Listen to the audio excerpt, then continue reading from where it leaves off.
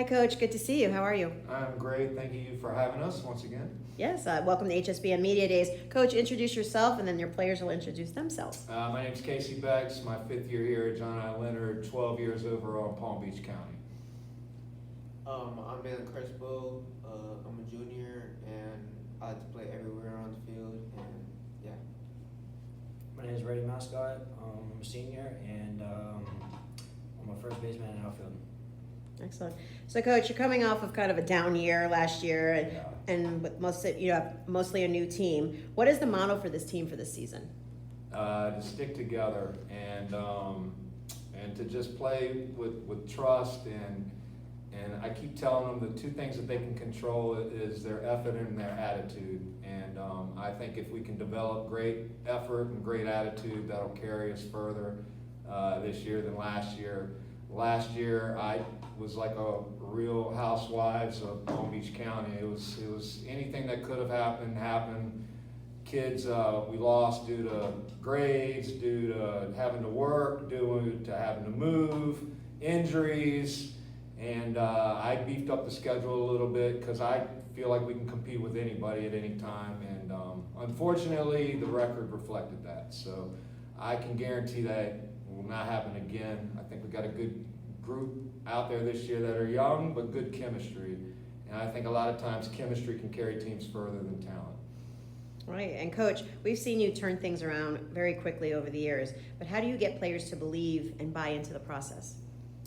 I just be honest with them. And a lot of times they have coaches, whoever, parents, teachers, travel people that maybe tell them things that they want to hear that's not necessarily the truth. And I will be brutally honest with them and tell them where I think they are and what they need to work on and what I'm looking for out of them. And it's never a negative thing. I always explain why.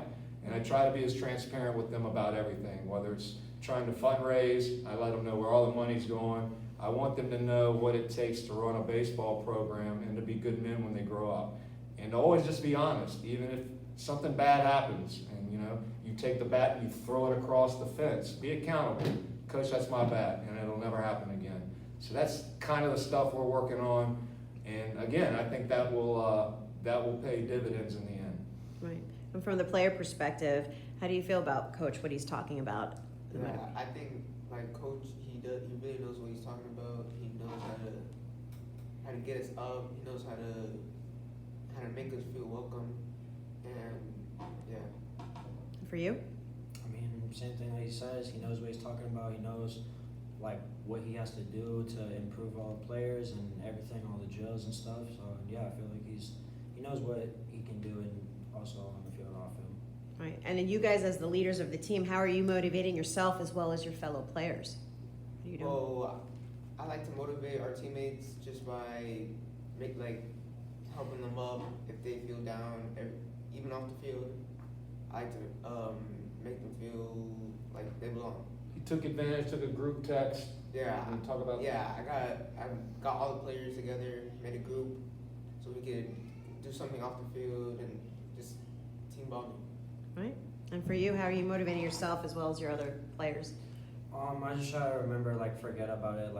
Something can happen, it's at that time, and then I just gotta keep moving forward. I gotta just, keep moving to the next play and play. I can't remember about that play and how it's gonna reflect me on all that. And then with teammates, I always try to make sure they don't have their heads down. Just realize what you've done and stuff. So it's just Excellent.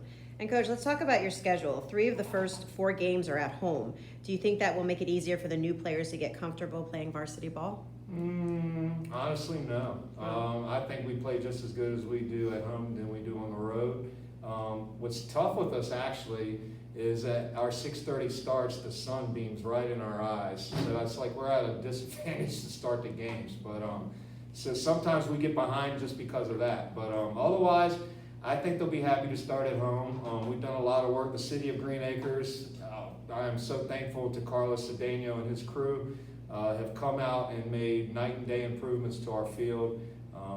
So I think that's going to be a huge help. And these young kids, I want them to take pride that this is their home. And it's been tough through the years. For my 5 years, I lose kids it's been hard to just build and have them actually buy in and understand what I'm trying to tell them about taking care of the field, loving each other, playing with each other. We're in a kind of unique situation where we're at, and I don't want to complain about it, but it is what it is. And I think we'll be happy wherever we get to play, as long as it's on a baseball field. And who are you facing this year on your schedule? Toughest wise, or just in general? Whoever is. We tried to play all the teams like I do locally. Right. Some teams chose not to want to play me this year, which is what it is. But we try to stay local. We don't really have the funds to travel far.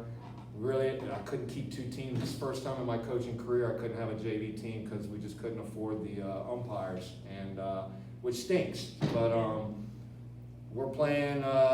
Garcia is probably one of the toughest teams. You know, Nick Franco is one of my best friends, and he always agrees. We play every year. They got a great team over there.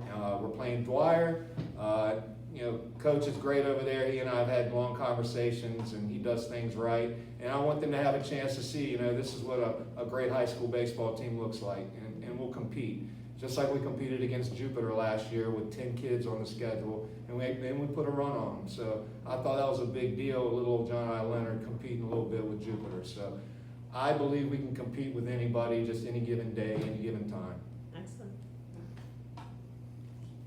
Okay. So there's a lot of young players who will likely get their chances this season. Are there any guys you're already starting to get a coach's attention? Yeah, we have some freshmen that are really impressive. Middle infield guys that look really well. Nalen's really developing on the mound. Brady's really starting to swing a bat pretty hot. And we actually got all our kids' activates done on time, so we don't have to worry about that.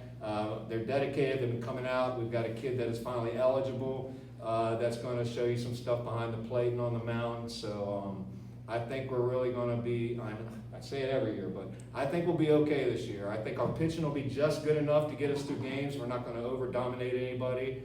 We're not going to hit a bunch of home runs.